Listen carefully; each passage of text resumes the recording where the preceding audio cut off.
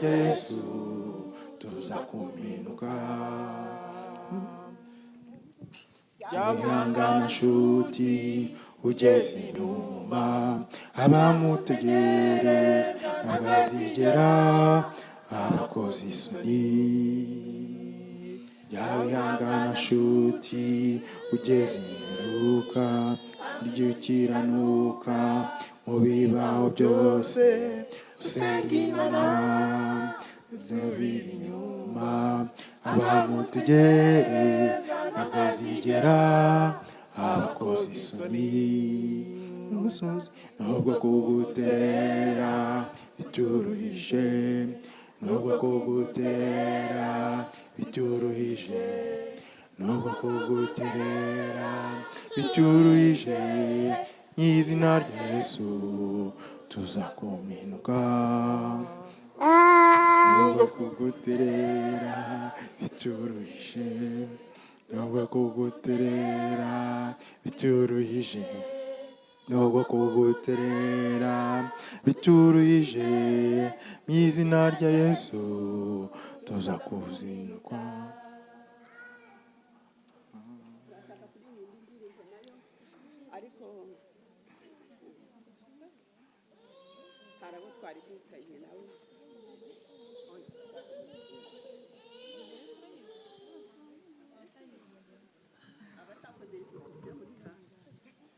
N'abashaka kurya iminwa nabo barasigara.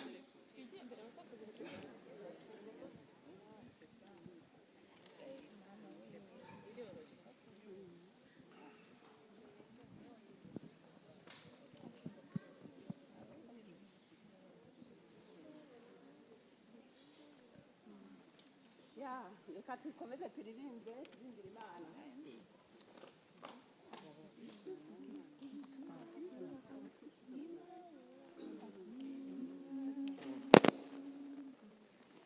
Tuzabura guhimbaza Umwami Imana, nubwo twakurwamo bamwe bakicahira, kandi iyo si umubi yo kuduca intege, kuko ari iherezo buri wese ategereje. Ntituzabura guhimbaza Umwami Imana, nubwo bakurwamo bamwe bakicahira, kandi iyo si umubi yo kuduca intege, kuko ari iherezo buri wese ategereje. Amahoro yo mu isi dutegereje, nta munezero wo mu isi twiringiye, ndabishishika ko ari n'agahe gato, kandi nibataba maso bazatungurwa.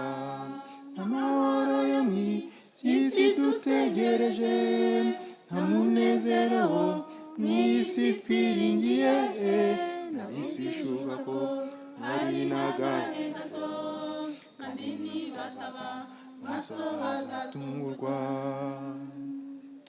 dore ntitwari dukwiye gutinya urupfu, kuko ari irembo ritugeza mu ijuru, kandi gupfa byo ni inyungu ku bakijijwe, ariko ku banyabyaha ni ukurimbuka.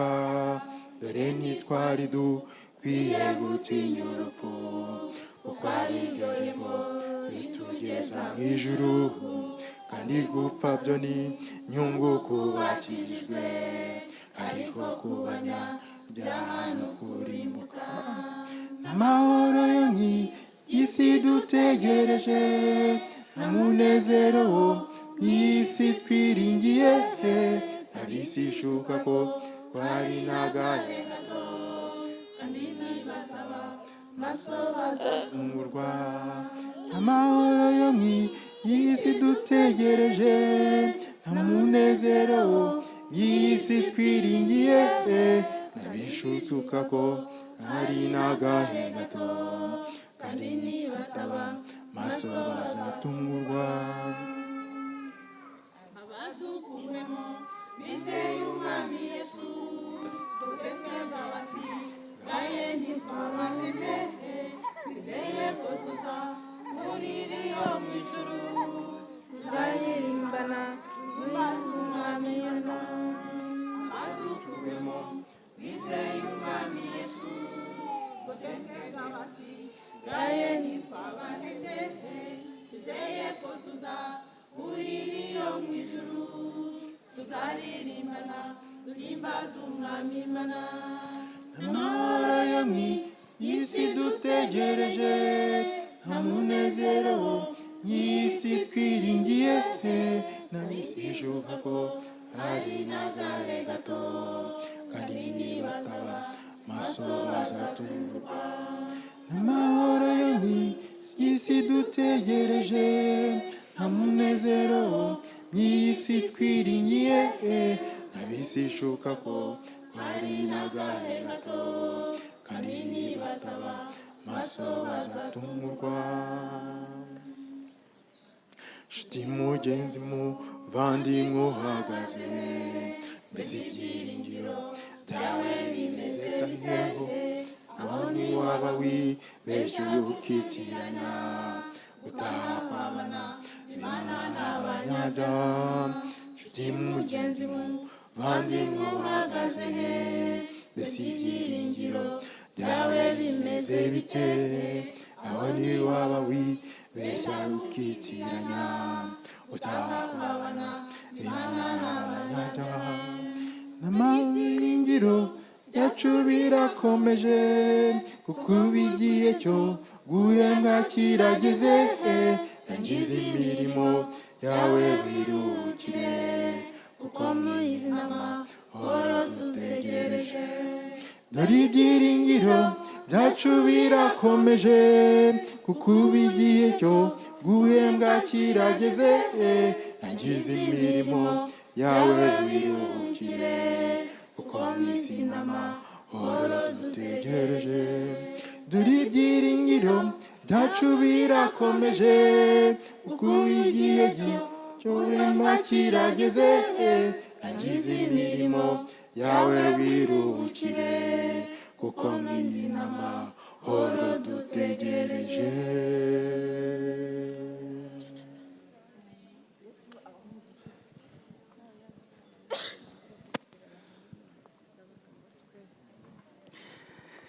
rangiza imirimo yawe wiruhukire rwose. Termine ton œuvre et repose-toi. Ntekereza ko tugeze mu mwanya wo gusoza. Nous arrivons à la fin. Ariko birashoboka ko wenda nubwo utari wabivuze mbere waba hari icyo wifuza kuvuga. Mais peut-être que même sans l'avoir annoncé au départ, tu aimerais dire quelque chose. Numva natanga umudendezo w'akanya gato ku bantu babiri bonyine. Je voudrais donner cette possibilité à 2 personnes seulement. Ndagira ngo utanga abandi azamura ikiganza turebe. Que celui qui veut lève la main très rapidement. Twabonye Madame Pasteur Pierre, reka tumuhe umwanya. Nous lui donnons la parole. murakoze Turabashimiye. kumpa akanya kandi Imana ishimwe ko yadushoboje twese kuboneka aha hantu. Je vous remercie de m'accorder ce temps et le fait d'être là pour notre papa, c'est important. ndumva ibyinshi byavuzwe ariko nanjye reka nshima Imana cyangwa se mbahamirize uburyo umukozi w'Imana yabaye intangarugero. On a parlé de beaucoup de choses, la majorité a été dite, mais je voudrais témoigner aussi de comment le serviteur de Dieu a été exemplaire. Agakiza dufite tugakesha papa mahoro na mama Le mahoro. salut que nous l'avons reçu par Maman Mahoro et Papa Mahoro. Uriya mukuru wanjye yatanze ubuhamya uburyo Imana yamucijije bamusengeye. Ma sœur a témoigné de comment elle a été guérie par la prière. Ariko ntabwo byagarukiye aho, hari n'imbuto zikomeye cyane bagiye bera zatumye dukomeza tugakomera mu Mana. Ça ne s'est pas limité à cela, mais les fruits qu'il portait nous ont poussés à entrer dans le Seigneur et à nous fortifier là-dedans. niba hari abantu nzi baba bashobora kwitanga bakitangira abandi, papa Mahoro yaba ari mu ba mbere. Parmi les personnes que je connaisse qui savent se donner, se sacrifier pour les autres, Papa Mahoro en est Na Mama le Mahoro. premier.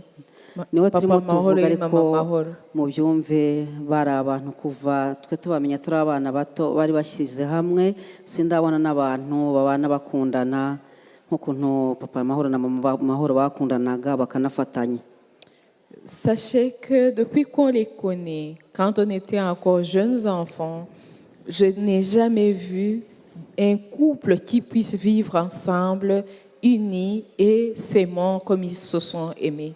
Imyaka yose twabayeho kuva tumenye Yesu nta buhamya bwo kujarajara kuri papa Mahoro twize twumva. Depuis qu'on a connu le Seigneur, on n'a jamais entendu un témoignage d'errance par rapport à Papa Mahoro. Babaye abantu b'intangarugero, Ils ont été exemplaires haba mu gufasha abantu bafite ibibazo. en aidant ceux qui avaient des difficultés. Nzi ko hari igihe abana babo baraye ahantu hasi batagombaga kurara kubera kwakira abantu babahungiyeho. Je sais que leurs enfants quittaient leur lit, dormaient par terre pour recevoir les visiteurs. Nzi ko hari igihe abana babo baraye kenshi badahaze kubera ko urugo rwinjiyemo nk'abantu 20-30 kandi inshuro nyinshi. Je sais que leurs enfants ont dormi ventre à vide ou à moitié rempli parce qu'il y avait une vingtaine de personnes qui arrivaient. Ntabwo bari abakene, bari abantu bifashije bafite akazi gafatika, ariko iby'Imana yabahaga babisangiraga n'abantu bose kugira ngo umurimo w'Imana ukunde ukoreke. Ils n'étaient pas riches, mais tout ce qu'ils recevaient de Dieu, ils le partageaient avec tous pour que l'œuvre de Dieu puisse être visible et puisse exister.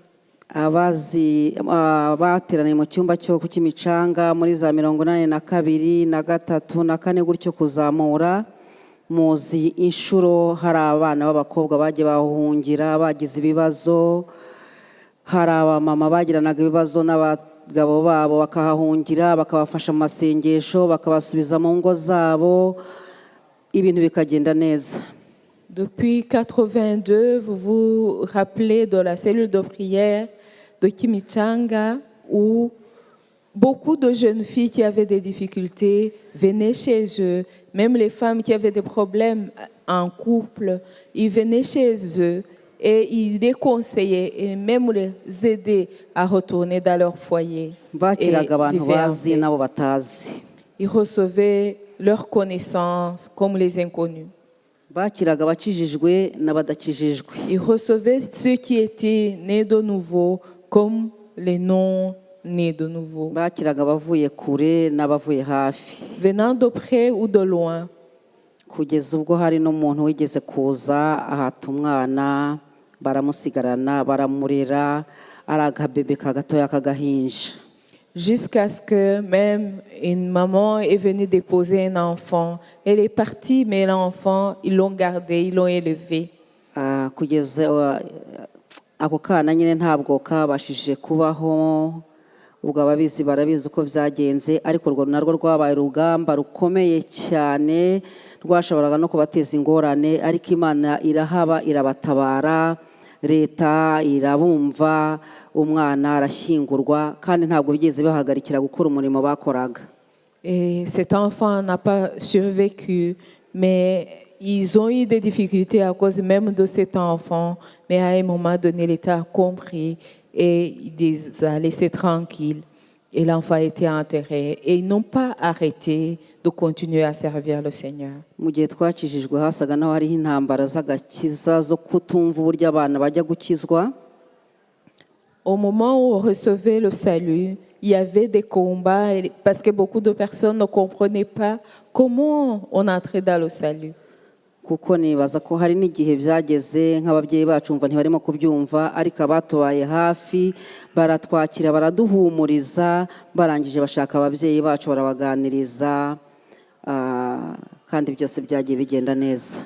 Au moment où les parents qui n'étaient pas encore nés de nouveau ne comprenaient pas ce en quoi nous nous embarquions, Ils ont été voir nos parents, leur ont expliqué et les parents l'ont compris, accepté et tout s'est bien passé.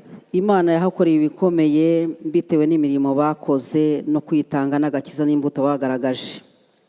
Dieu leur a fait du bien à cause de leur sacrifice et de l'œuvre et le salut qu'ils ont transmis. Baza gusengera mukuru wanjye cyari icyumba kitarimo abantu benshi, Quand ils sont venus prier pour ma sœur, il n'y avait pas beaucoup de gens. yari amaze hafi imyaka 3 yose arwaye bikomeye cyane. Et il venait de passer 3 ans en étant malade gravement. Twagezemo imyaka 2 jye nawe tudashobora gusohoka ko byabaye ngombwa ko aba ari igihe umugumana aho ari kuko yari atakibasha noneho no kweguka. Et pendant 2 ans, moi et elle ne pouvions pas sortir parce que je devais la garder car elle ne pouvait même pas se lever par elle-même. Kandi twari tumaze kumera nk'abantu badafite ibyiringiro yabajye nawe kuko we yari arwaye cyane ariko nanjye nkajya nibaza ukuntu tuzongera gusohoka mu nzu. Et Enfin, on ntabwo commençait à perdre espoir, moi et elle était malade, mais moi je me posais la question de comment sortirais-je de cette maison. Abo babyeyi rero nibo batumye dusohoka mu nzu twongera kubona izuba, twongera gusura abakobwa bagenzi bacu, twinjira mu nzu y'Imana, tugira umunezero tutigeze twumva, birenga uko yakize gusa twumva Imana, tumenya ko ivuga, tumenya ko ikora, tumenya ko iriho kuko bya nyakuri. Et c'est ses parents qui ils ont aidé à sortir encore une fois de la maison, à voir le soleil, à pouvoir visiter les jeunes filles comme nous étions. Et c'est là où on a su que Dieu parlait et que Dieu était à l'œuvre et qu'il continue. Uko bagendaga bakora uwo murimo niko intambara zahagurukaga zikaba nyinshi cyane. Et plus ils s'investissaient dans l'œuvre, plus le combat devenait abondant. Uyu mukuru wanjye amaze gukizwa abantu benshi bari bazi uburwayi bwe ukuntu ibintu byari byarasakuje byararenze umurongo, abantu benshi bamenye ko Imana ikiza. Quand ma sœur a été guérie, tout le monde qui la connaissait, qui savait comment elle était malade et comment c'était incroyable, ils se sont convertis parce qu'ils ont cru en ce Dieu qui guérit. Kuko iwacu bari barakoze ibintu byose bishoboka, byaba ibyo kwa muganga, byaba ibyo mu Kinyarwanda, byaba ibyaye kugira ngo akire, ariko biranga. Nos parents avaient tout essayé pour la faire soigner chez les médecins, dans la médecine traditionnelle, mais rien n'avait eu de résultat. Ubwo rero kubera ko abantu bose babonye igitangaza kibaye iwacu, muri icyo gihe abahahise bakizwa abantu benshi cyane. Voyant le miracle qui venait de se passer dans notre maison, beaucoup de gens se sont convertis. Abana b'abakobwa b'inkumi, abasore, abamama, abapapa, abantu ingeri zose zarakijijwe. Les jeunes filles, les hommes, les femmes, toutes les catégories ont été sauvées. Et la cellule de prière s'est agrandie. Noneho biba bibyaye intambara zo kumva ko abantu barimo gusakuza ko cyari icyumba kiri muri quartier y'abantu batuye begeranye. Et il y a eu des combats par rapport au bruit parce que cette cellule de prière était dans le quartier populaire. Batangira guhamagara leta. Ils ont commencé à appeler l'État. Bavuga bati birarenze noneho byari bishimishije ariko hari urusaku hari iki ibintu nk'ibyo ngibyo. Ils disaient tout allait bien mais il y a le bruit, il y a tout ce qui s'ensuit avec le nombre de personnes. Batangira kohereza abajandarume rero kuza gufata abantu no guhagarika ku cyumba ko abantu batari busenge. Et la gendarmerie a commencé à arrêter les gens qui venaient dans cette cellule. Ariko abo bajandarume uko baje nyine twatangira gusenga n'iki bakaza bakaducecekesha. Et les gendarmes venaient et nous on continuait à prier, ils essayaient de nous faire taire. Bagahaguruka bakajya gusobanura n'iki byose ugasanga rimwe byabaye rwose intambara zikomeye cyane zimwe zitatwemera no kuzakomeza. Et chaque fois ils devaient s'expliquer et c'était toujours un combat continu. Ariko papa Mahoro akavuga ati uko byagenda kose ntabwo tuzahagarara gusenga Imana, ntabwo umurimo w'Imana uzahagarara aha hantu.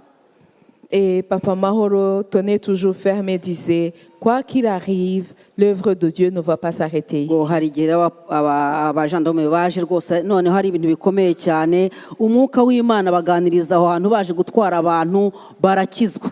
Barinjira bavuga ati nimudusengere, barabasengera. Et un jour, les gendarmes sont venus arrêter les gens et l'Esprit de Dieu est venu, les a touchés et ils se sont convertis. Au lieu d'arrêter les gens, ils ont demandé qu'on prie pour eux. bamwe Ils se sont bakijijwe convertis. ubutaha baje ngo patrouille nibuka uko babyitaga mu irondo noneho abo bazanye nabo bakaza kabiri gatatu bagakizwa. Et chaque fois, il y avait toujours des gens qui venaient en patrouille et ils venaient 2-3 fois et se convertissaient. Hakijijwe abajandarume benshi cyane Il y a eu beaucoup de gendarmes qui se sont convertis. kandi bagize n'umumaro. Bamwe twageze mu ubuhamya bwabo no kugeza mu gihe cy'intambara na nyuma yaho amatemwanyaje y'umurimo bakoze w'Imana kubera agakiza bakirire hariya hantu. Et qui ont beaucoup servi et qui ont donné un bon témoignage, même après la guerre, à cause du travail qu'ils ont fait là-bas. Hariya twabonye Imana ivuga, Nous avons vu un Dieu qui parle, twabonye Imana ikora, nous avons vu un Dieu qui fait, twabonye Imana ihindura amateka y'umuntu, nous avons vu un Dieu qui change l'histoire de quelqu'un igakura umuntu ibuzima ikamujyana ibuzima, et qui enlève, qui ôte quelqu'un de la mort et le ramène à la vie, igakura abantu mu bwihebe ikabaha umunezero udasanzwe, qui ôtait les gens du désespoir et leur donnait une joie immense. ntabwo nabona ukuntu mbivuga ariko yabaye umuntu w'intwari cyane Je ne saurais pas le dire assez, mais il a été cyane. brave, très brave. Umuntu utarabaye utamuzi mu Rwanda cyangwa se utarigeze cyangwa wakijwe nyuma ya za 90 amaze kugenda akaba amuzi ubu nubwo amuzi kuva akigera hano ntabwo azi Floriane. Quelqu'un qui ne l'a pas connu avant 90, il ne le connaît pas véritablement. Ariko ndagira ngo mbabwire ngo Imana yifitiye intwari, Mais je voudrais vous dire que Dieu a ses vaillants. Imana yifitiye abakozi Dieu a ses serviteurs baba mu ibanga rikomeye. qui servent dans le secret. Uyu nawe watuvuyemo uyu mubyeyi wacu yari intwari cyane, Notre papa était aussi yari umunyarukundo brave. cyane, Il avait beaucoup d'amour. yari umuntu w'impuguro cyane, C'était quelqu'un de bon conseil. kandi we n'umuryango we icyo navuga nkanjye ubazi ni abavandimwe bacu ndetse no mu ruhande rw'umubiri mama Mahoro umuvandimwe wacu n'umubyeyi wacu mu buryo Sont nos bw'umubiri. parents, physiquement, sont nos parents. Icyo navuga ni uko ni umuryango Imana yahaye umunezero, ukajya ubona muri visage yabo, ukawubona mu bana, ukabona koko bafite Imana muri bo. C'est une famille qui a été bénie. C'est une famille qui a de la joie qu'on voit à travers leur visage et à travers leurs enfants. Ils ont Dieu parmi eux. Ubwo rero papa Mahoro yagiye twamukundaga kandi nubwo agiye ariko asize n'izindi ntwari, kandi abana ndabifuriza kuzagira ikirenge mu cya papa wabo mama Mahoro, nawe akomeze akomere. Imana ibaha umugisha. Reka ndekere aho narondogoye, ntabwo ibyo twabivuga ngo tubirangize, ariko Imana ihabwa icyubahiro muri byose. Que maman Mahoro soit encouragée, car même s'il est parti, il a été brave et il a terminé. Que les enfants soient encouragés et que Dieu continue à vous bénir. Imana ishimwe. Que Dieu soit béni. Ntabwo buriya biba ari ukurondogora, ahubwo nuko ibintu bya papa Mahoro udashobora kubivuga ngo birangize. Ce n'est pas parler pour parler, c'est qu'on ne peut pas parler de papa Mahoro et terminer. Hari undi mumama hariya hepfo wazamuye ikiganza, ndagira ngo nawe ngo muhe iminota igera nko kuri 3, ariko ari maza ndagira ngo mbwire mwese ko hariya hari ni icyayi ndetse n'ikawa. Il y a une maman à qui on va donner la parole. Kwiserva ku ikawa cyangwa icyayi nawe yajyayo. Mais en attendant, il y a du café, du thé de l'autre côté. Celui qui en voudrait peut aller se servir. Nyuma yaho turumva Jonathan ashimira nyine mwese, hanyuma turaza kumva pasiteri Samuel umushumba wacu usabwa Imana, ngira ngo wenda hataza kuba hari undi witwa Samuel, adusengera muri rusange kugira ngo ndetse wenda nihaza kuba n'abashaka kugenda bagenda, ariko basigare baganira. Et après, nous allons écouter Jonathan pour remercier tout le monde. Après Jonathan, il y aura Pasteur Sabgimana qui va prier pour nous, pour aussi libérer ceux qui voudraient partir. Et ceux qui voudraient rester vont rester, mais en étant libres. Murakoze kumpa ijambo.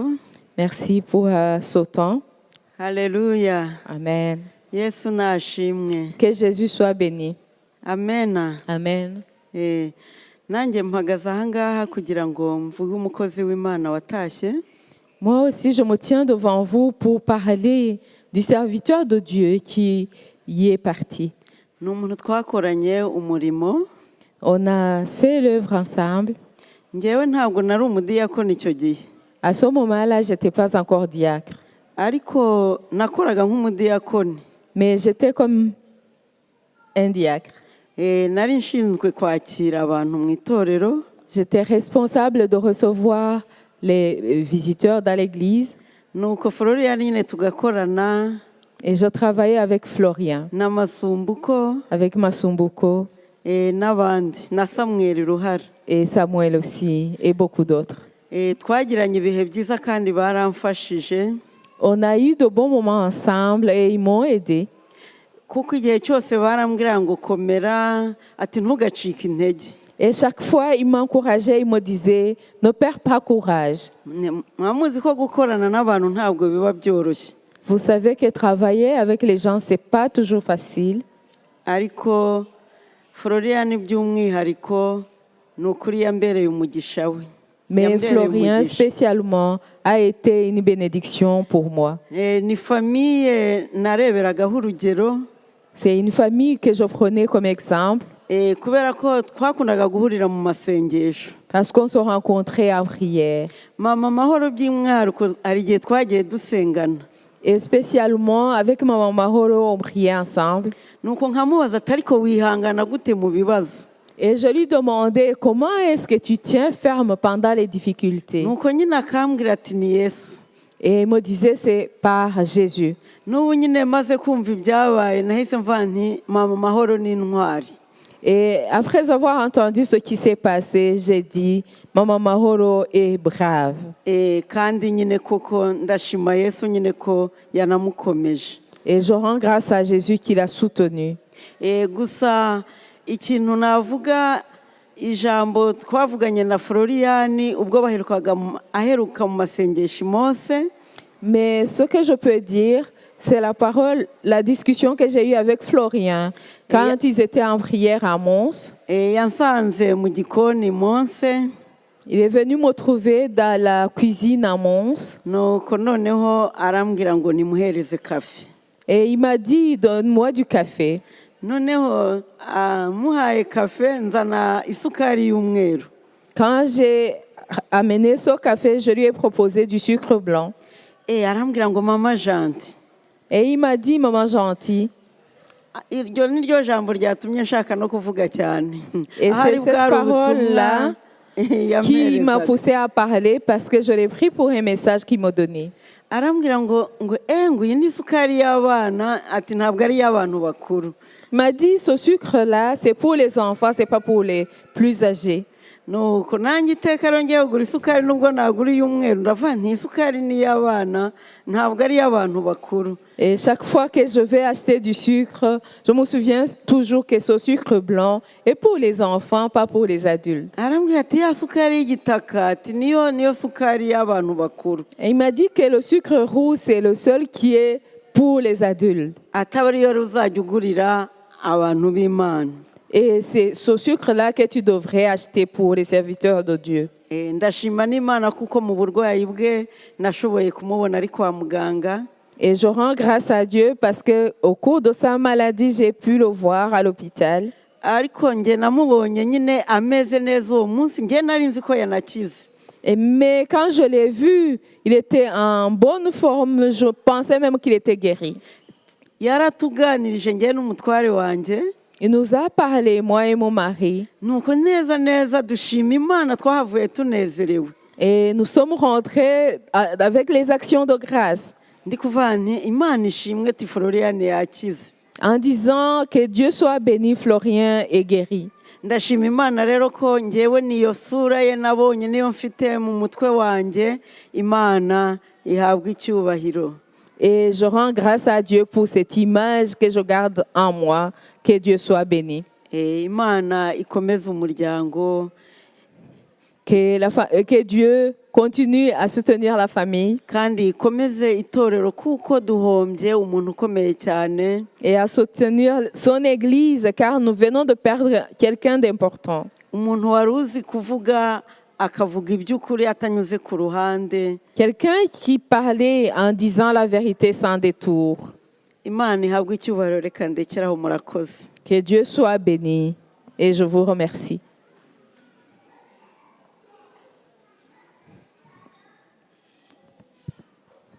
mbere mwihangane mbere ya Jonathan Esther yifuje ko twamuha iminota nk'ibiri nawe akagira icyo avuga. Avant que Jonathan nous parle, Esther voudrait dire quelque chose.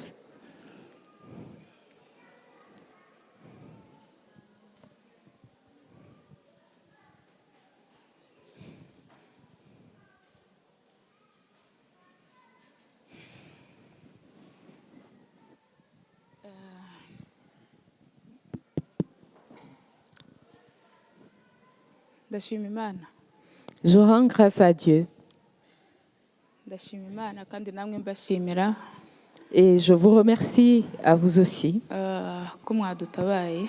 d'être venu à notre secours. Oui. Njye nashaka kuvuga kuri papa. Et je voudrais parler de mon papa. Ndamuvuga ku giti cyanjye pa ku bandi. Je vais parler de lui personnellement. Papa yani inshuti yanjye cyane. Papa était mon ami, vraiment. Twakundanaga cyane. On s'aimait beaucoup. Hari ukuntu nakundaga kuvuga ngo c'est mon papa moi.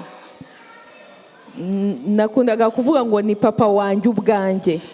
Abandi bakarakara ngo ngo ntabwo wavutse wenyine. Et les autres se fâchaient me disant tu n'es pas né seul. Ntabwo ndabizi ariko voilà kuri njye numva nyine ari uko bimeze. Et je leur disais je le sais mais c'est comme ça pour moi. Ndashima Imana yampaye papa. Et Kuba papa wanjye. Je rends grâce à Dieu qui m'a donné mon papa pour être mon père. Ni umupapa udasanzwe. C'est un papa exceptionnel. Ntabwo ngiye muvuga dans le passé parce que araguma ari papa wanjye. Ni umupapa udasanzwe. Je n'en parle pas au passé parce qu'il reste toujours mon papa. C'est un papa exceptionnel. Ni umupapa wagiraga urukundo rudasanzwe. C'est un papa qui a un amour exceptionnel. Ndi gukoresha telefone ye. Je suis en train d'utiliser son téléphone.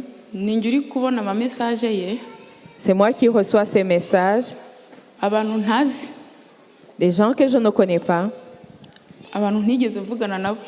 Des personnes à qui j'ai jamais parlé. Hari nabo nagiye nsubiza kuko nabonaga ko bohereje message bategereje ko abasubiza. Et il y a des personnes à qui j'ai envoyé des réponses parce qu'ils envoyaient toujours des messages en attendant une réponse. Gusa nyine ibibabaje nuko nabasubije ibyo badashaka kumva. Mais ce qui est triste, c'est que je leur donnais une réponse qu'ils ne voulaient pas entendre. Ariko nabonye buryo ki papa hari ukuntu uba ufite umubyeyi ukaba umuzi ariko ugasanga hari ibindi bintu hari ukundi kuntu utari umuzi donc uba umuzi ariko ugasanga uko wari umuzi birarenze ibyo watekerezaga. J'ai vu mon papa que je connaissais d'une manière, mais je l'ai vu aussi, j'ai découvert aussi un papa que je ne connaissais pas, parce que j'ai découvert des choses que je ne connaissais pas. Uburyo ki yitangiraga abantu. Comment il se donnait pour les autres.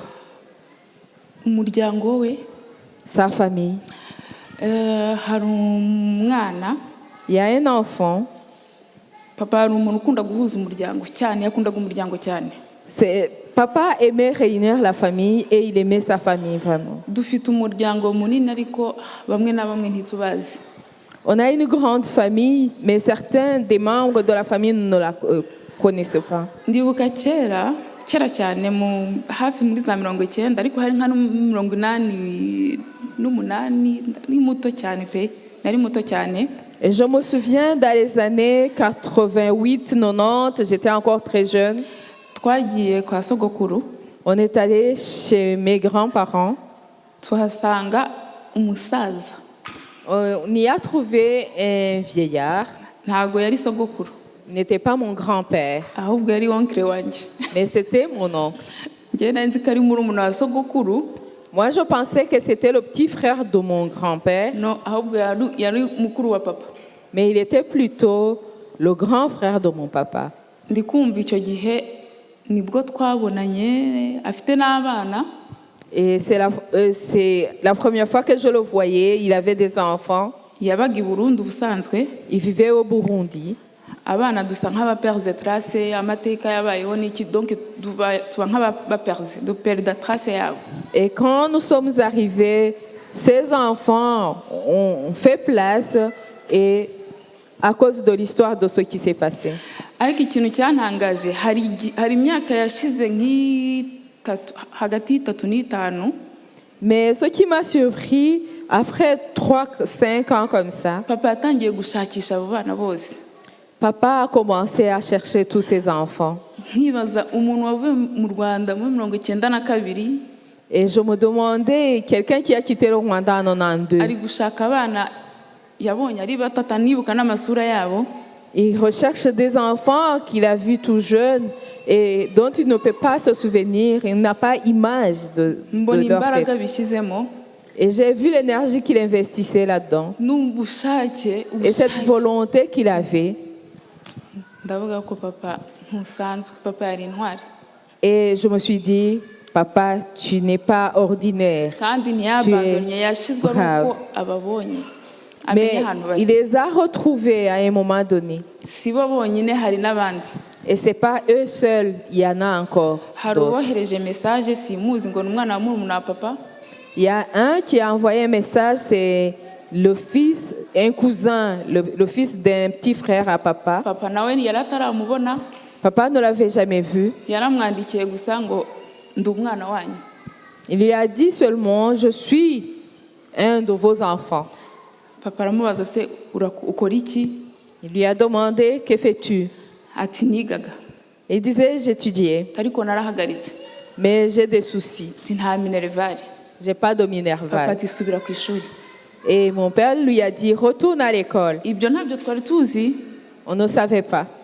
nabimenye ejo bundi muri message. Je l'ai su par les messages que Umwana j'ai reçus. yarize, papa aramurihira ararangiza, ubu ni umwinfirmière je pense. Et l'enfant a étudié, il a terminé, il est infirmier. Donc ibyo ni ibintu papa yakoraga atanabitubwiye. Ce sont des choses qu'il faisait sans que nous le sachions. N'abandi bantu hari uwohereje message rero utazi no kumuvuga izina. Il y a un autre aussi qui a envoyé un message qui n'ose même pas prononcer son nom. Ntazi guprononce izina rye, donc avuga mwita uko ashatse. Il ne sait pas prononcer son nom, il l'appelle comme il veut. Amwita Forotiyani, Il l'appelle Flotien. yakongera kumuhamagara akamwita Promiyani. Voilà les noms qu'il peut donner. Ariko yohereje message Mais il a envoyé un message. yuzuye umubabaro. Un message plein de tristesse Ati tubaye abandi. et en disant, que devenons-nous? Numva birantangaje cyane kubona umuntu ntamuzi Et ça m'a surpris de voir que quelqu'un que tu ne connais pas, na papa yari ataramubona nubwo yamufashaga, papa ne le connaissait pas non plus, même s'il uretse l'aidait. kumwumva kuri telefone. Seulement, il l'entendait au téléphone. Ariko kumva umuntu avuga ngo tubaye abandi, Et voir ou entendre que quelqu'un dit, à qui nous serons maintenant? numvishe naravuze nti burya twari dufite umuntu w'agaciro cyane. Burya iyo ufite ikintu cy'agaciro ntabwo ubibona iyo wamaze kukibura. Et j'ai compris qu'on avait quelqu'un de grande importance. Et quand on a quelqu'un de grande valeur, on ne le voit pas, on le voit quand on ne l'a plus. ndashima imana rero yabanye na papa mu burwayi. Et je rends grâce à Dieu qui a été avec papa pendant sa maladie. Ndashima imana ko nabanye na papa mu burwayi. Et je rends grâce à Dieu que j'ai pu être avec lui dans la maladie. Mu by'ukuri ntabwo nshaka kwirarira cyangwa mbabeshye. Ce n'est pas pour me vanter ou vous mentir. Ntabwo ndabyemera. Je ne l'ai pas encore accepté. Buriya ndizera ko hari uko imana izabikora kugira ngo numve mbyakire. Mais je crois qu'il y a une façon que Dieu va faire pour que je puisse l'accepter. Ibintu byose ni ubushake bw'Imana. Que tout est dans la volonté de Dieu. Iryo jambo ngiye atangira kurimbwira nararyanze. Et quand il commençait à me dire cette parole, je l'ai refusée. Twari kwa muganga ndamubwira ko papa koko k'Imana ijya ibabwira ibintu kaho wabereye uvuga ngo Imana yababwiye ibi. Imana yigeze uvuga ko uzagenda. Et on était à l'hôpital, il a essayé de me le dire et je lui ai dit non papa, Dieu vous a parlé, tu nous dis toujours de ce que Dieu vous a dit. Est-ce que Dieu t'a dit que tu vas partir? Papa yarandebye Et papa m'a regardé, aramwenyura. il a souri. Ubu mbitekereza ntekereza ko yangaga kuntera ubwoba kuko urumva ko we na mama bari babiziranyeho n'ubwo yari yarabiduhishe. Maintenant, quand j'y repense, je crois qu'il n'a pas voulu me faire peur parce que lui et maman, ils le savaient, même si maman ne nous en avait pas parlé. Arambwira ngo ifo gusenga ngo musenge gusa. Et il m'a dit, prie seulement. Ariko muri uko gusenga ngewe kubera inzozi twagiye tugira nyinshi tubona papa yakize nagize kwizera. Narwaje papa mu kwizera, twese twarwaje papa mu kwizera kudasanzwe.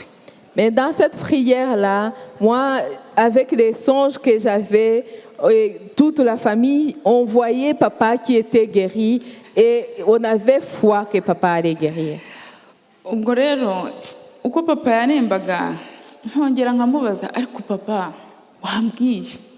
Et chaque fois qu'il s'affaiblissait, j'allais toujours vers lui, lui demandant, papa, dis-moi. Noneho umunsi umwe aransorera ngo sengera ubushake bw'Imana. Iryo jambo rirangerageza pe. Et un jour, il m'a répondu, prie pour la volonté de Dieu. Numva ndageragejwe ndaba papa ntuzongere kumbwira ubushake bw'Imana. Et cette parole m'a vraiment fait mal et j'ai commencé à lui dire, papa, ne me parle pas de la volonté de Dieu. Ndavuga nti ubushake bw'Imana se bushatse kuvuga ko Imana ishaka kutugira imfubyi. Et je lui ai demandé, papa, tu veux dire que par la volonté de Dieu, Dieu veut faire de nous des orphelins? Ahita ambwira ngo hoya ngo jya usengera ubushake bw'Imana ngo kuko iby'Imana ikora byose ni byiza. Et il m'a dit non, mais prie pour la volonté de Dieu parce que tout ce que Dieu fait est bon. Voilà. Imana imfashe. Que Dieu m'aide. Bwa bushake ntiburaza. La volonté de Dieu n'est pas encore arrivée à moi. Je ne l'ai pas encore acceptée. Ntabwo mbabeshya. Je ne vous mens pas. Ariko buri Imana izi impamvu. Mais Dieu sait pourquoi. Njye narasabye Imana n'Imana rero. Et j'ai prié en disant à Dieu, ubwo ujyanye papa wanjye. Comme tu prends mon papa, ufite uko uzabigenza. Tu as une façon de faire à toi. Ko kuri njye ntago yari papa gusa. Parce que pour moi, ce n'était pas un papa seulement. Grand-père w'abana banjye. Il était le grand-père de mes enfants. Yari papa w'abana banjye. Il était le papa de mes enfants. Ku buryo no mu byo nasengeraga navuga nti Imana. Et même dans ma prière, je disais à Dieu, ntuzangerane papa w'abana banjye. Ne me reprends pas le père de mes enfants. Ariko Imana nyine ni Imana. Mais Dieu est Dieu. Ibyo amarangamutima yacu ntabwo ibiyitayeho. Il ne prend pas en compte de nos sentiments. Yaramutwaye da. Il a repris. Yirengagije abana. Faisant fi de ses enfants. Ibyo nayisabye. Faisant fi de ma prière. Ibyo twese twasabye. Tout ce qu'on a demandé. Ariko Imana ni Imana. Mais Dieu est Dieu. Ndategereje ikizambwira. J'attends ce qu'il me dira. ndagitegereje. Je l'attends. Muri byose ndashima Imana. Et dans toutes choses, je rends grâce à Dieu. Papa yagize urugendo rwiza, Il a eu un bon voyage. nubwo nababajwe n'uko atamvugishije n'umunota umwe basi. Même si j'ai été attristée par le fait qu'il n'a pas su me parler au moins une minute, Iyo kintu nyine kiguma aha, j'ai toujours ce poids sur moi. ariko nabyo navuze ni Imana uzi impamvu. Et même ça, j'ai dit, Seigneur, tu connais pourquoi. Ntabwo ndi kuyisaba ubusobanuro, ariko nifuza ko wenda hari ikintu yakora kugira ngo numve ko ntuje mu mutima. Je ne demande pas d'explication, mais je souhaiterais qu'il fasse quelque chose pour apaiser mon cœur. Papa rero Mon père ni intwari, est brave. Imana ifashe nanjye nzatera ikirenge mu cye. Que Dieu m'aide à marcher dans ses pas. Imana ifashe ba bantu bari kwibwira ngo birarangiye, nzakomereza aho yaragarukirije. Que Dieu m'aide à ne pas dire tout est fini, mais que je puisse continuer ce qu'il avait commencé. Imana ifashe abo bantu bari gutelefona bavuga ngo biturangiriyeho, bumve ko bitarangiye, ko duhari. Que Dieu m'aide pour que ces gens qui se disent tout est fini pour nous, qu'ils puissent comprendre que c'est pas fini, mais qu'on est là. Nicyo nsaba Imana. Et c'est cela ma prière. Kandangize mbashimira kwitanga kwanyu, Et je voudrais vous remercier pour vos sacrifices, umwanya wanyu. votre temps. Yesu abaha umugisha. Que Dieu vous bénisse. Amen. Amen.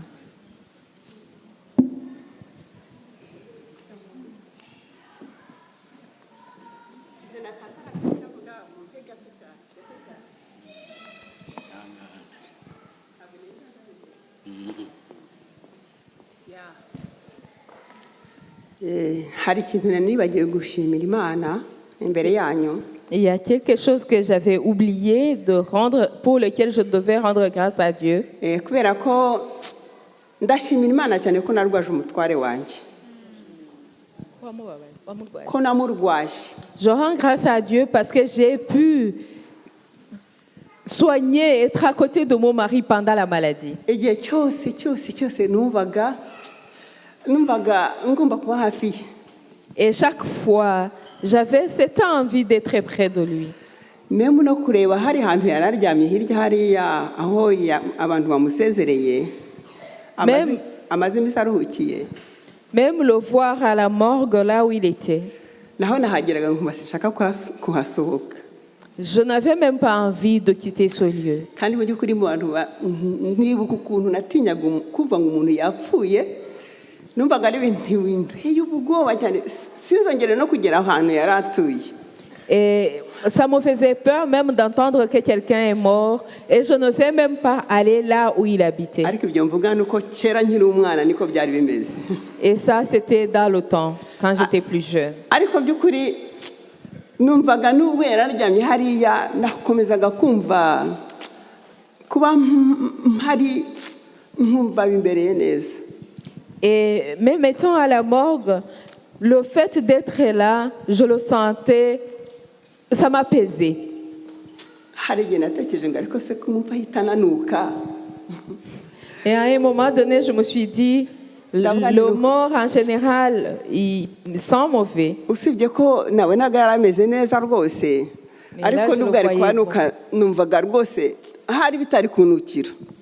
Mais même si ça pouvait arriver, moi je crois que ça n'allait, je ne pouvais pas sentir cette odeur. Ndashimira Imana rero ko yamwishyiriye. Et je rends grâce à Dieu qu'il a repris. Kandi akamutwara agikunda Yesu. Et qu'il a repris en étant toujours dans l'amour avec Jésus. Je voudrais vous demander de donner gloire à Dieu. Moi aussi, je lui rends honneur. Même dans nos larmes, Dieu est digne de gloire. C'est un Dieu qui voit loin là où nous ne pouvons pas voir. tout ce qu'il fait est bon. kandi Et nawe c'est vrai. kandi nawe mu gihe yari arwaye yaravugaga ati rega ijuru ni ryo riri kuri kontorore y'ikintu cyose. Et pendant qu'il était malade, il disait, c'est le ciel qui est au contrôle de toutes choses. mujya mwibuka ko ijuru ari ryo riri kuri kontorore y'ikintu cyose. Et souvenez-vous que le ciel est au contrôle de toutes choses. Imana itugirire neza cyane. Que Dieu nous fasse mu byo grâce. dukora byose twibuke ko iri kuri kontorore. Et dans tout ce que nous faisons, souvenez-vous que Dieu est au contrôle. kandi ntabwo igomba kubwirwa ibyanjye cyangwa ibyawe. Et il ne doit pas être informé de mes affaires ou de tes inzi affaires. neza nk'uko ukuzi nawe. Il me connaît comme il te connaît aussi. Imana itugirire neza. Que Dieu nous fasse rwose grâce. Imana ibaho umugisha kandi ibaho amahoro. Que Dieu vous bénisse et vous donne la paix. Amen.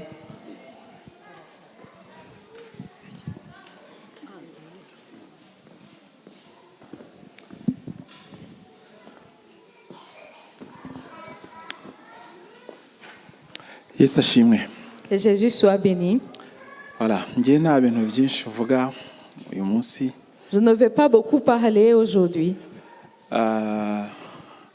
Ngiye mfite ubundi buryo bwinshi nabonagamo papa. Moi, j'ai d'autres façons différentes à travers lesquelles je voyais mon père. Oui. Navuga nko mu buryo yafataga situation yose uko ije. Une des façons, c'est le fait de pouvoir recevoir chaque situation telle qu'elle se présente. Mu by'ukuri Véritablement. mu gihe ngiye nashoboraga kuba stressé par une situation iyo ari yo yose cyangwa ikintu kije icyo ari cyo cyose, we icyo yakoraga ni ukunyereka ko en fait ukareba ugasanga asa n'utabyitayeho. Même dans des situations où moi, je pouvais me retrouver stressée, préoccupée, lui, ce qu'il me montrait, c'était qu'il n'en faisait pas attention. Oui. Et pourtant nyamara ugasanga buri kintu cyose yagitekerejeho. Mais il prenait le temps de réfléchir sur chaque chose ugasanga buri kintu cyose yagishyize ku munzani, et de peser chaque chose. hanyuma nyine afite igisubizo ashobora kugupropoza. Et il a une solution à te proposer. Kandi yamaze no kumenya ko ushobora kuza kumusubiza cyangwa ushobora kuza kumubwira nawe akabitsa ikindi gisubizo aza kuguha ku ruhande. Et il sait même comment sera ta réaction et quelle est la réponse qu'il va te proposer encore. Voilà. Ariko icyo ngumanye kuri papa. Mais ce qui me reste par rapport à papa, Papa ntabwo yari umugabo munini. c'était pas un homme gros. Nta nubwo yari muremure cyane cyangwa ngo abe afite ibigango. Il n'était pas grand ni fort, Ariko yari afite umutima géant. mais il avait un gros cœur. Voilà. Icyo nicyo kintu nsigaranye ngewe kuri papa Et navuga. c'est ce que je garde de mon père. Mu bisigaye rero Et pour le reste, nagira ngo mbashimire je voudrais vous remercier mu izina ry'umuryango wa Sibomana au nom de la famille de no Sibomana mu izina ryanjye. et à mon nom propre. Mwagize neza kutuba hafi. Merci d'avoir été là, près de nous. Ntabwo nari gutekereza ko nzabona abantu bangana gutya mu gihe nk'iki. Je n'aurais pas imaginé voir autant de personnes dans des moments pareils. Ntabwo nari gutekereza ko nari kubona message nk'izo twabonye n'amavideo nk'ayo twabonye anohereje. Je n'imaginerais pas avoir les messages et les témoignages que nous avons eus. Ariko mwatubaye hafi pe. Mais vous avez été près de nous.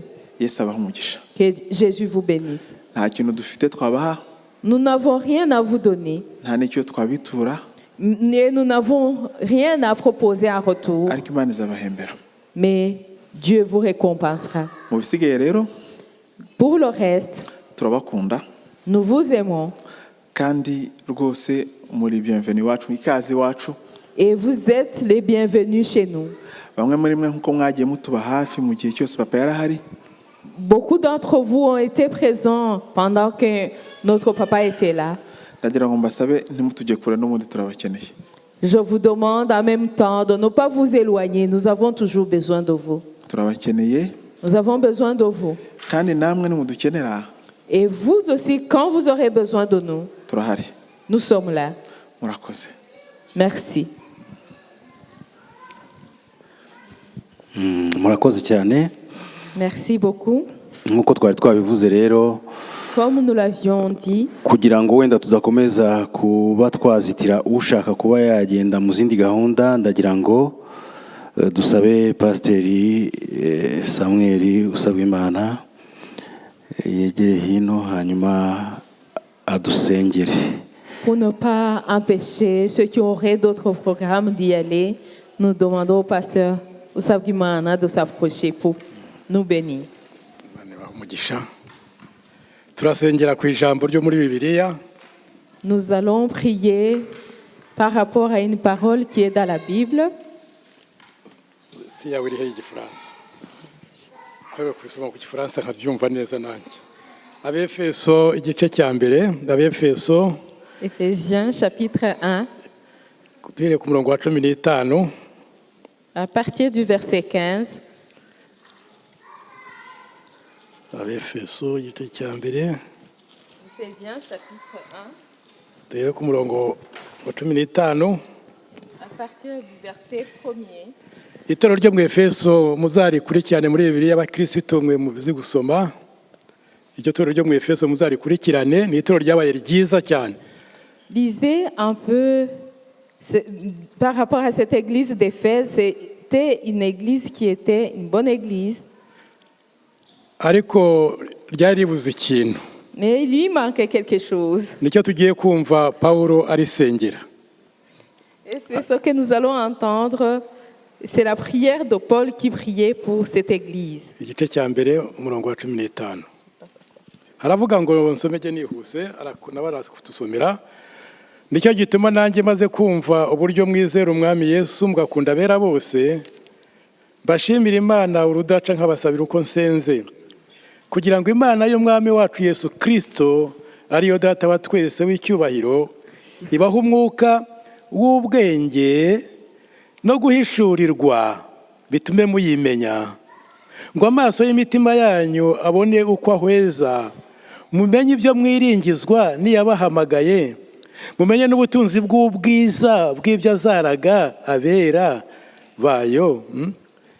Mumenye n'ubwiza n'ubutunzi bw'ubwiza bw'ibyo azaraga abera, mumenye n'ubwinshi bw'imbaraga zayo butagira akagero izo iha twebwe abizeye, nk'uko imbaraga z'ubushobozi bwayo bukomeye ziri izo yakoreye muri Kristo bwamuzuraga mu bapfuye, ikamwicaza iburyo bwayo ahantu ho mu ijuru, imushyize hejuru y'ubutware bwose n'ubushobozi bwose n'imbaraga zose n'ubwami bwose n'izina ryose rivugwa, uretse muri iki gihe gusa ahubwo no mu gihe kizaza.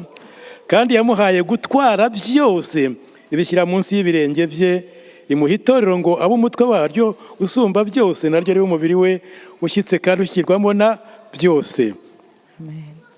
C'est pourquoi, moi aussi, ayant entendu parler de votre foi au Seigneur Jésus-Christ et de votre charité pour tous les saints, je ne cesse de rendre grâce pour vous, faisant mention de vous dans mes prières, afin que le Dieu de notre Père, le Dieu de notre Seigneur Jésus-Christ, le Père de gloire, vous donne un esprit de sagesse et de révélation dans sa connaissance, et qu'il illumine les yeux de votre cœur pour que vous sachiez quelle est l'espérance qui s'est attachée à son appel, quelle est la richesse de la gloire de l'héritage qu'il réserve aux saints, et quelle est envers nous qui croyons en l'infinie grandeur de sa puissance, se manifestant et avec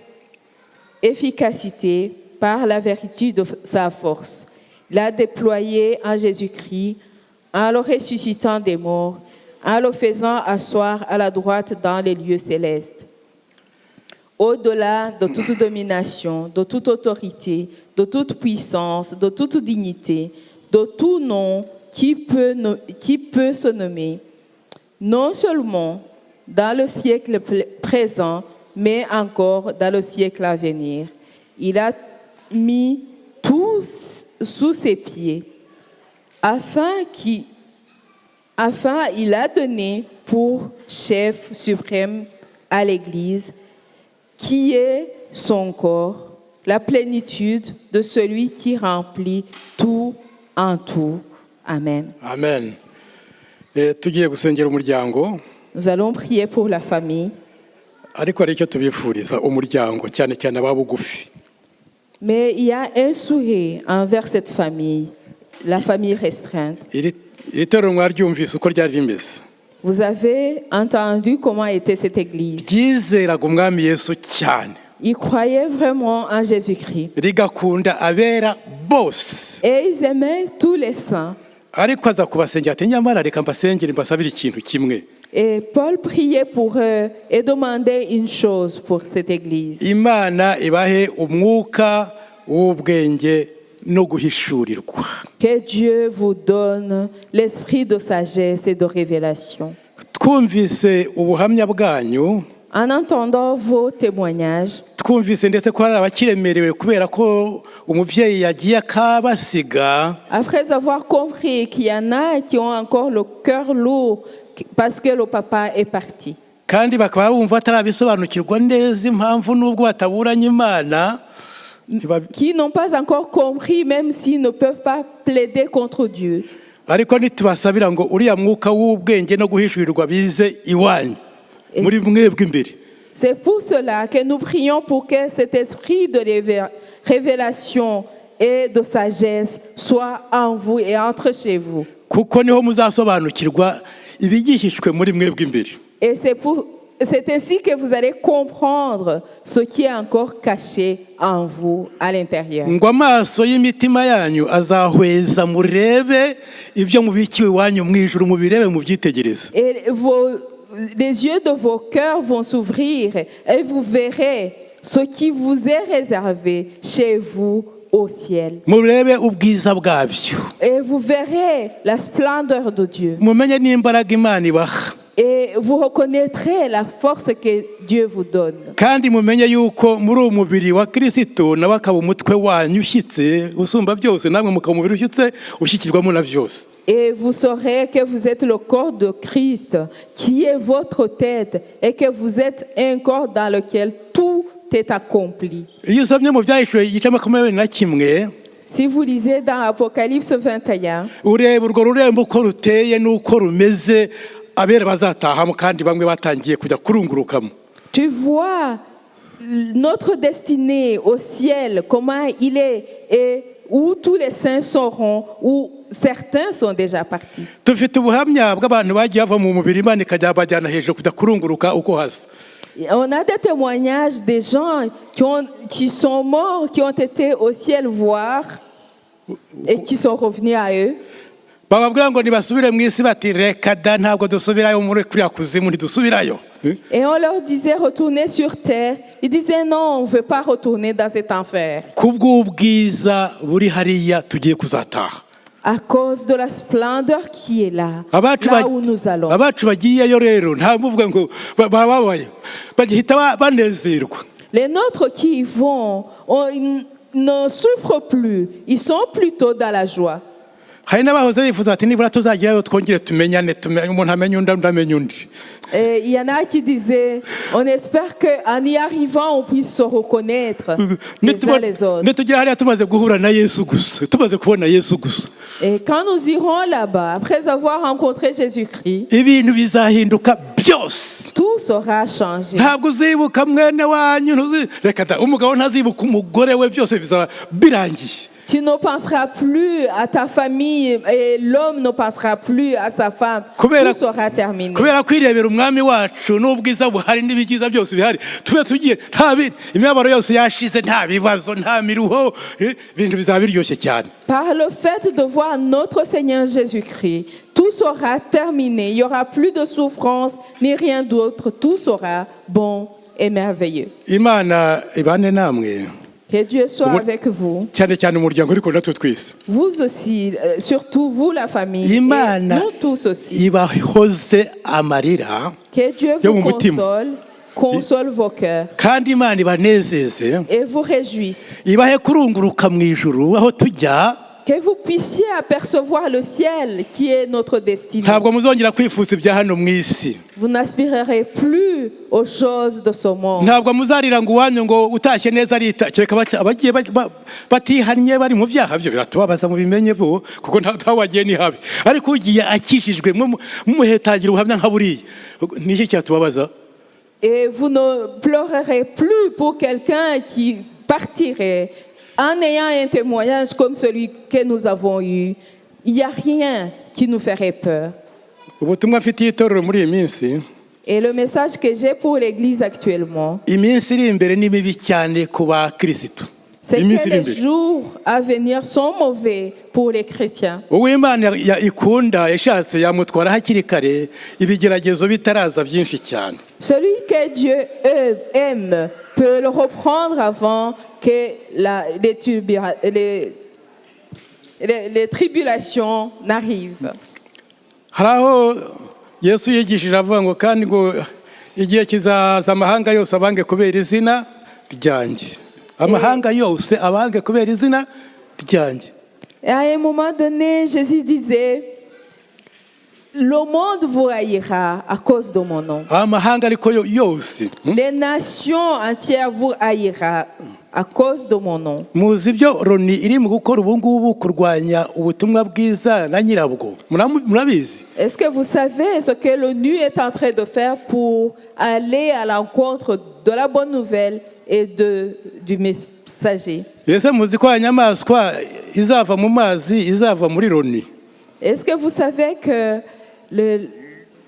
la bête dont il est question viendra de l'ONU? kubera ko niho amahanga yose ahuriye. Et c'est là où toutes les nations sont réunies. ya yindi ya kabiri y'ubuhanuzi bw'ibinyoma nayo yatangiye kwigaragaza gato ariko nta kibitwaye. Et l'autre bête qui est les mauvais enseignements est manifeste, mais ça va encore. tugiye kubasabira umwuka w'ubwenge no guhishurirwa. Nous allons prier pour vous, que vous ayez l'esprit de sagesse et de révélation. kandi imana izabidukorere kugira ngo tuzongere kubona ubundi buhamya mu minsi idatinze muduhamagaye muti muze tubabwire ibintu bishya twahuye nabyo. Et que Dieu puisse nous réunir encore une fois pour que vous puissiez nous parler des nouvelles choses que vous auriez rencontrées. kandi natwe twese za nshuti zanyu mwatubwiye mwadushimiye natwe cyaduha ngo bizatubeho imana iduha umwuka w'ubwenge no guhishurirwa kugira ngo tumenye iby'iwacu neza tugiye kwakira. Et que nous aussi, nos amis, vos amis, puissent aussi nous dire des bonnes choses et que Dieu nous donne l'esprit de sagesse et de révélation. muhaguruke rero dufatanye kubasengera dusengere uyu muryango. Levons-nous et prions pour cette famille. imana iwukomeze, Que Dieu les fortifie, imana iwusure, que Dieu les visite, imana iwubake. que Dieu les reconstruit. mwami wacu yesu Seigneur Jésus-Christ, turagushimiye urukundo rwawe wakunze abari mu isi. nous te rendons grâce pour ton amour que tu as aimé à ceux qui sont dans le monde. ibi ngibi turimo dushima mu bihe nk'ibi ngibi kera ntibyabagaho. Rendre grâce dans des moments pareils n'existait pas auparavant. twabibwiwe nuko ugeze ku musaraba i Golgotha. Mais nous l'avons appris par ta présence à la croix de Golgotha. twe twari abanyamahanga, Nous étions étrangers. ntabwo twari twemewe imbere y'Imana isumba Nous byose, n'étions pas acceptés devant le Dieu Tout-Puissant. ariko udupfiriye ku musaraba dukingurira umuryango. Mais quand tu es mort à la croix, tu nous as ouvert une porte. turabigushimiye mwami. Nous te disons merci. none uyu muryango ni umuryango w'umugaragu wawe, Et cette famille, c'est la famille de ton serviteur. umugaragu we wamusaruye Tu as repris ton serviteur. kandi aranezerewe turabizi twebwe, Et nous savons qu'il est dans la joie. Et kuko nous aho le ari ni témoignons. heza cyane.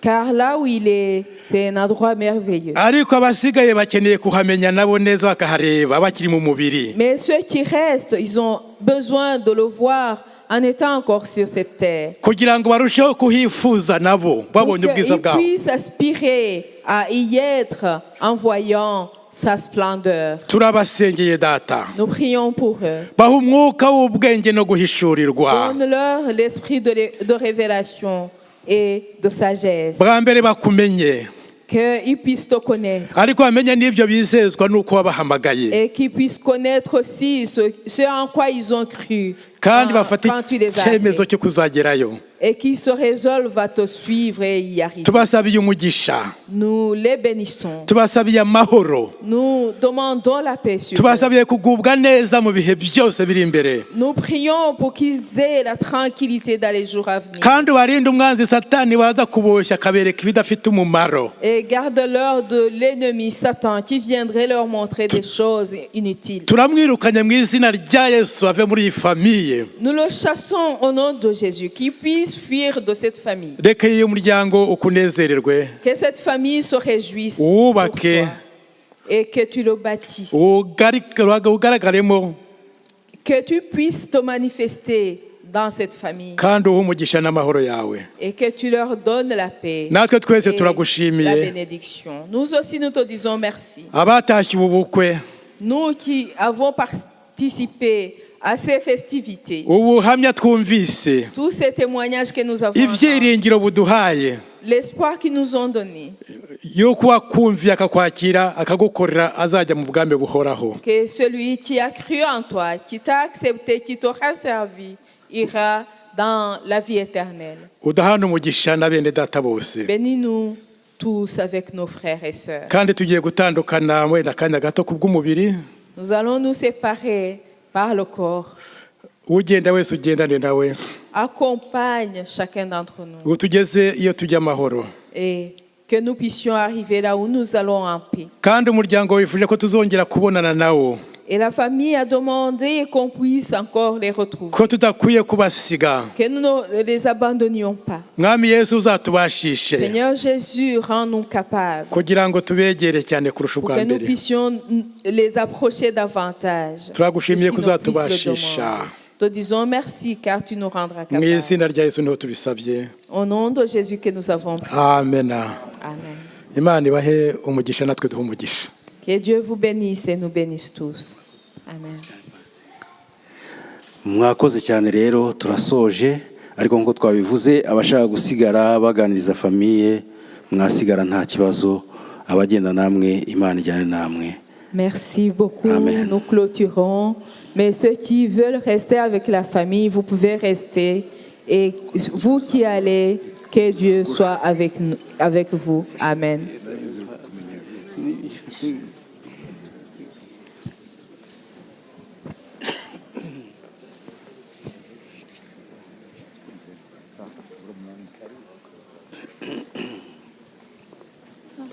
Merci beaucoup.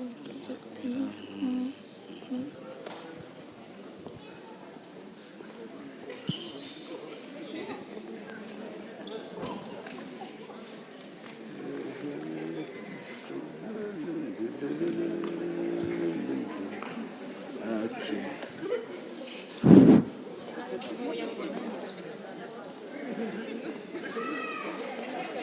Test.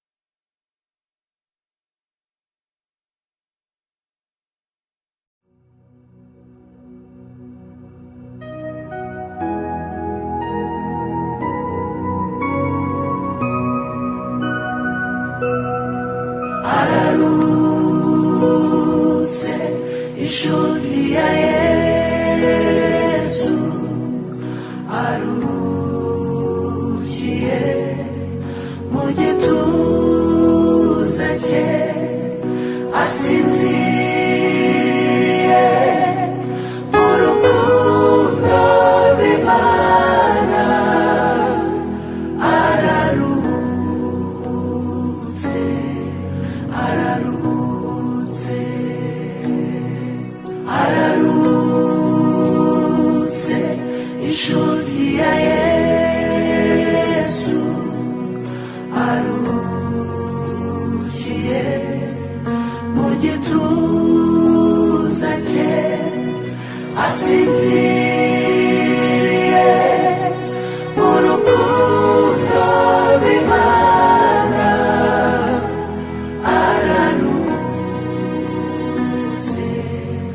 ararutse